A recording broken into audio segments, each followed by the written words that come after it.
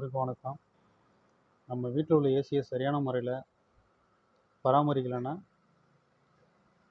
என்னென்ன பிரச்சனை வரும் அப்படிங்கிறத பற்றி சொல்கிறேன். முதல்ல டஸ்ட் அலர்ஜி, 2 கரண்ட் பில் அதிகமாக வரும். வருஷத்துக்கு ஒரு முறை வீட்டில் உள்ள இன்டோர் யூனிட்டை, ஏசியோட இன்டோர் யூனிட்டை இறக்கி ஃபுல்லாக வாட்டர் சர்வீஸ் பண்ணி உபயோகப்படுத்தணும். அடுத்து மாதத்துக்கு ஒரு முறை ஏசியோட ஏர் ஃபில்டரை சர்வீஸ் பண்ணி போடணும். க்ளீன் பண்ணி போட்டாலே போதும், அது நீங்களே செஞ்சிடலாம். இது சரியான முறையில் பராமரித்தாலே வீட்டுக்கு வர கரண்ட் பில்லு பாதியாக குறையும். வீட்டில் உள்ளவங்களுக்கும்